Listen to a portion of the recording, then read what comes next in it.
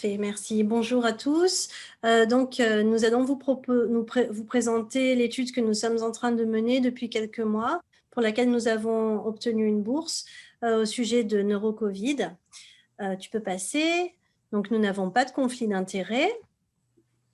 Dans cette présentation, nous allons vous expliquer dans quel contexte on a eu l'idée de faire cette étude et puis quelques diapositives pour l'état de l'art, la littérature actuelle. Nous allons vous présenter l'équipe en place et puis Jalila vous expliquera la méthode et les résultats préliminaires. Alors, l'idée de cette étude a commencé à germer en juillet 2020, où il y avait peu de données par rapport aux troubles cognitifs en lien avec la Covid-19, mais on entendait de plus en plus parler de fatigue chronique post-Covid-19, de patients qui traînaient des symptômes de Covid pendant longtemps, qui étaient parfois fatigués, qui avaient parfois du mal à se concentrer comme il faut, des problèmes de mémoire.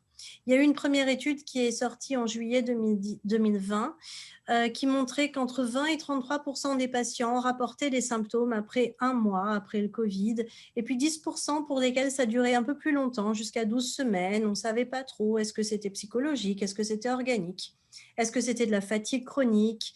On ne savait pas exactement ce qui se passait, et puis on s'est posé la question de ce qu'il en était pour les atteintes cognitives. Donc, la question aussi, c'était plutôt de tester les fonctions exécutives. Donc, ce sont les fonctions qui se passent vraiment dans le lobe frontal, le lobe qui est juste ici.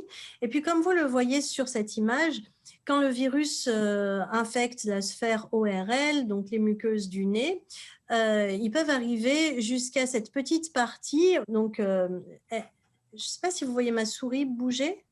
Oui. Ah, merci Jalila. Donc voilà, donc le virus peut arriver par le nez et incriminer l'épithélium olfactif ici, donc les petites dendrites des neurones qui passent la lame criblée et qui arrivent ici dans le bulbe olfactif. Effectivement, on entend beaucoup de patients qui se plaignent de plus sentir les odeurs. Ça a été largement démontré, des difficultés pour le goût et pour les odeurs, parce que cette partie-là des voies olfactives va être atteinte. Mais cette partie-là, comme vous le voyez, elle est juste en contact avec le lobe frontal qui est juste au-dessus. Tu peux passer, s'il te plaît? Et le lobe frontal, donc, qui se trouve ici, qui se trouve juste au-dessus du bulbe olfactif, il est très important pour les fonctions cognitives. C'est lui qui va donner tous les problèmes de concentration, de désinhibition. Donc, par exemple, quand on vous demande quand vous êtes en face d'une assiette de gâteau appétissante, mais que vous n'êtes pas censé en manger parce que ce n'est pas votre gâteau, c'est le lobe frontal qui vous aide à ne pas vous jeter sur l'assiette de gâteau et manger toute l'assiette de gâteau. C'est quelque chose qui ne se fait pas. Quand il y a une difficulté au niveau du lobe frontal, c'est des choses qui vont être de plus en plus difficiles à faire et de façon plus subtile, on va pouvoir arriver à tester ça avec des tests cognitifs. Cette partie bleu clair du lobe frontal, c'est celle qu'on va essayer de tester le plus et elle est impliquée dans l'intégration sensorielle, c'est-à-dire que tous les sens vont se connecter ici pour aider à notre comportement. Ça va être impliqué dans le renforcement des affects, dans la prise de décision, c'est-à-dire ce qui nous fait nous lever le matin, décider qu'on va aller faire du sport, faire ceci, faire cela, des choses qui nous demandent quand même un peu d'énergie, un peu de motivation.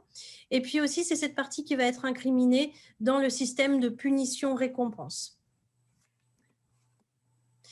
Actuellement, il y a de plus en plus d'études qui sont sorties ou de rapports de cas qui sont sortis qui montraient que le Covid-19 pouvait infecter cette zone-là. Donc, c'est la zone qu'on appelle orbitofrontale parce qu'elle est juste au-dessus des orbites. Et puis, vous voyez que ça a été démontré en scintigraphie. Ça montrait que cette zone était moins active que le reste du cerveau chez des patients qui avaient été infectés par le Covid-19. Et il y a cette étude aussi, qui est une étude très importante, qui a été faite sur une large population de plus de 236 000 survivants au Covid-19 et qui était une étude très puissante au niveau méthodologique. Il y avait 3 groupes de patients, un groupe qui avait été atteint de Covid-19 et puis 2 autres groupes contrôle appariés, un qui avait eu la grippe influenza et une autre une infection respiratoire.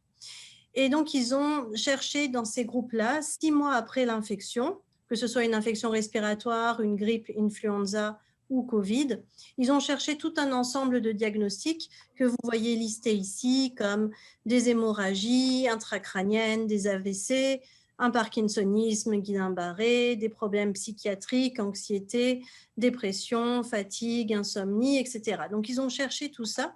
Et ils se sont aussi intéressés de voir si c'était des diagnostics qui avaient été faits pour la première fois dans les 6 mois après l'infection, ou si c'était des patients qui étaient déjà suivis par ça et qui continuaient à être suivis pour ça, ce qui donnait un peu moins d'intérêt au diagnostic. Et donc, ils ont démontré que dans la population générale, 33% des patients qui avaient été atteints du Covid présentaient ces symptômes-là et seulement 12% avaient eu un premier diagnostic auparavant. Donc, c'est quand même une grande proportion de la population. Et pour la population qui était sortie des soins intensifs, donc des patients qui avaient été hospitalisés en réanimation pour des Covid plus graves, là, l'incidence passait à 46%. On retrouvait un petit peu tous les diagnostics dont j'ai parlé, mais ce qui était le plus important, c'était surtout l'anxiété pour 17%, ou dans le groupe général, ou 19% pour la population post-soins intensifs. Donc, il se passe effectivement quelque chose. Oui, tu peux passer. Donc, nous avons décidé de mener cette étude pour laquelle on a obtenu une bourse du Centre de formation médicale du Nouveau-Brunswick. Dr Jalila Djibilou, qui est docteur en santé communautaire, et moi-même, nous sommes les chercheurs principaux. Nous avons un microbiologiste infectiologue qui fait partie de l'équipe, ainsi qu'une neuropsychologue qui nous a beaucoup aidé à décider de quels tests étaient les plus opportuns. Nous avons 2 patients partenaires, 5 étudiants et nous bénéficions de l'appui du bureau de la recherche du réseau de santé. Je vais passer la parole à Dr Jalila Djibilou. Donc, pour ce qui est de la méthode de recherche, au début, on a essayé de se décider de trouver une méthode plus simple compte tenu du temps. Et finalement, on s'est dit, puisque l'intérêt actuel était d'identifier les cas et d'étudier les facteurs de risque, on s'est penché sur cette question en utilisant un devis d'études transversales. Donc, on pose des questions sous forme de sondage, questionnaire, et on évalue les participants par rapport aux différentes dimensions que Dr Witkowski a présentées. Donc, pour le recrutement des participants, on a eu la chance au Nouveau-Brunswick de monter une banque, une biobanque pour le COVID. Donc, tous les patients qui ont reçu un test positif ou qui ont été hospitalisés pour un diagnostic de COVID-19, on leur proposait s'ils acceptaient de participer à la recherche. Et dans ce cadre, ils étaient inscrits à cette biobanque. Donc, on a eu accès à ces personnes-là qu'on a contactées pour répondre au questionnaire. Mais on a aussi utilisé les médias. Dr Witkowski a fait une entrevue avec la chaîne radio. C'était Radio-Canada, hein, c'est ça. Et puis, on a publié aussi des affiches de sollicitation un peu partout. Et on a aussi utilisé un peu la technique boule de neige. Donc, quand on a un patient qui nous dit que son épouse ou son conjoint ou un ami a déjà eu le COVID, on lui proposait de contacter l'agent de recherche pour s'inscrire à l'étude. Donc, on essaye de recruter le plus de monde en sachant qu'on est en train de mener une recherche dans un environnement où la recherche clinique est très peu développée. La recherche clinique au Nouveau-Brunswick est vraiment à ses premiers pas. Alors, la population n'est pas forcément assez au fait de ce genre d'études. Donc, il y a quelques difficultés, mais tout de suite, on voit de plus en plus les gens embarquer. Donc, pour la collecte de données, à cause du Covid, on a décidé de faire une collecte de données par téléphone. Et donc, ça nous a amené à choisir une batterie de questionnaires d'évaluation qui étaient administrables par téléphone. Pour les aspects éthiques, on a eu l'approbation du comité d'éthique du réseau de santé Vitalité et celui de l'Université de Moncton. Et comme Dr Witkowski l'a dit, le financement arrive par le programme de financement spécial du Centre de formation médicale du Nouveau-Brunswick et c'était le deuxième concours. Donc, pour les résultats, ce qu'on observe, on a à peu près 53% qui sont des femmes, 47% qui sont des hommes. Et puis là, vraiment, c'est le sexe. Donc, on demande à la personne le sexe à la naissance. Et donc, on n'a pas, je ne présente pas les mesures d'identité de genre. Pour l'état civil, comme vous pouvez le voir, on a à peu près plus que la moitié, presque les 2/3 qui sont mariés. Une portion égale de 6% pour les personnes soit divorcées, soit en union libre, et une personne sur 5 était célibataire. Pour la distribution d'âge, vous voyez que la distribution, on a un peu de gens dans différents groupes d'âge, mais il y a une concentration pour les 20 à 40 ans et aussi pour les 60 à 70 ans. Donc, vous allez voir, ce genre de résultats influence un peu la façon avec laquelle on interprète et on traite les données. La même chose pour le niveau de scolarité. On a une assez bonne répartition entre les gens avec un diplôme universitaire et des gens avec un diplôme collégial ou école secondaire. Mais j'attire votre attention sur cette portion de personnes. Souvent, ces gens-là, il va y avoir des problèmes de scolarité, d'éducation, donc la lecture, la compréhension des chiffres. Alors, ça peut des fois biaiser les résultats pour certains tests. La même chose pour le revenu. Puis là, j'ai mis en rouge pour vous montrer le seuil de pauvreté, puis la répartition. Donc, on a des gens qui arrivent un peu de différentes couches sociales, mais on a quand même une grande concentration de notre échantillon pour des personnes avec un niveau socio-économique un peu plus élevé.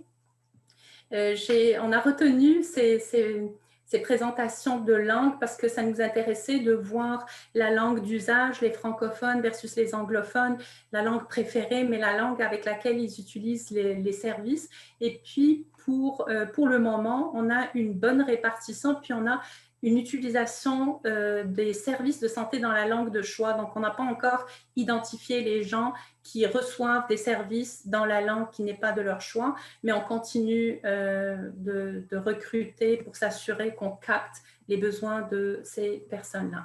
Alors maintenant, pour les éléments cliniques, alors Dr Witkowski est passé sur tous les aspects. Je vais juste vous montrer un peu les résultats. Donc, les gens qui ont des troubles dépressifs, vous pouvez là voir avec les couleurs. Donc, les gens en rouge, c'est des personnes qui présentent des signes de dépression assez importants. Donc, on a à peu près 12%. Mais quand même, on a les 32, à peu près 33% qui sont quand même en dépression légère. La même chose pour l'anxiété. On en a 6,4% sévères, mais on a quand même encore la même proportion que pour la dépression qui sont en anxiété modérée ou moyenne.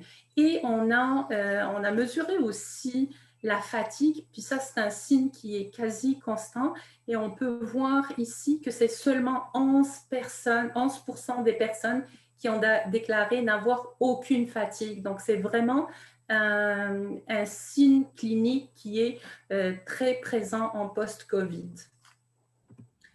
Alors, on a utilisé des mesures, les termes peuvent vous paraître barbares, mais c'est essentiellement pour mesurer est-ce qu'il y a des problèmes de mémoire, donc le TIC-SM, et vous voyez, c'est 17%. On a aussi deux autres mesures pour des fonctions exécutives. Donc, le premier, c'est essentiellement la mesure de l'attention. Est-ce qu'il y a des problèmes d'attention, de concentration? Et vous voyez, il y a 15%.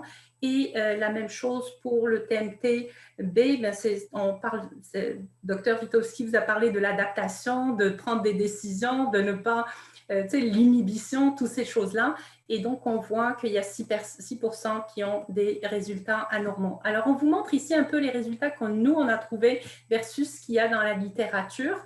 Et pour certains résultats, on est on observe un peu la même chose que ce qui se passe. Toutefois, pour l'anxiété, on est un peu plus élevé. Maintenant, il va falloir aussi modérer ces résultats par rapport aux gens qui avaient de l'anxiété avant. Et on a ces mesures, donc on va essayer de voir est-ce qu'il y a une différence. Et puis, pour la dépression, c'est un peu similaire à ce qu'il y avait avant. Est-ce qu'il y a dans les autres études?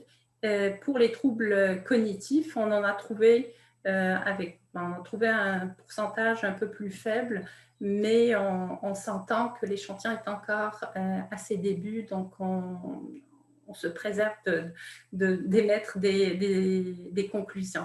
On a aussi travaillé avec un groupe d'étudiants en médecine, des externes, qui ont développé des ébauches de feuillets d'informations pour les médecins de première ligne, mais aussi pour la population.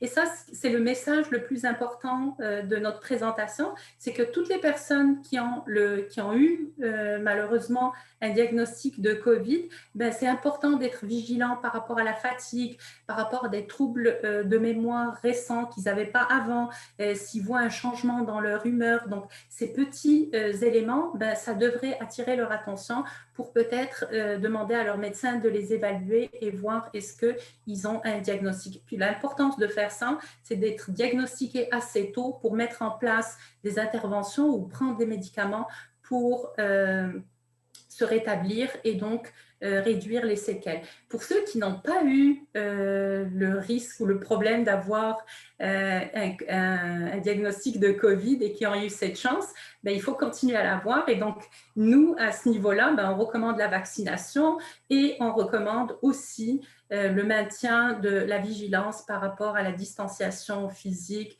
et les mesures d'hygiène, donc pour éviter tous les problèmes dont on vous a parlé tout de suite. Alors, pour notre projet, on va continuer le recrutement. Bien sûr, on a besoin d'augmenter l'hétérogénéité de notre échantillon pour nous assurer que tous les facteurs de risque, notamment, sont captés. Puis, on va faire aussi des mesures, des analyses de corrélation pour identifier les facteurs de risque, comparer aussi les groupes selon la langue. Et on a beaucoup discuté de développer un autre morceau de l'étude qui est le groupe témoin. On est encore en train de voir la faisabilité. Et puis aussi, tous les outils d'information qui ont été développés par les étudiants, on va probablement les mettre à jour, mais aussi avoir notre stratégie de mobilisation des connaissances et donc les diffuser. Donc, c'est ça.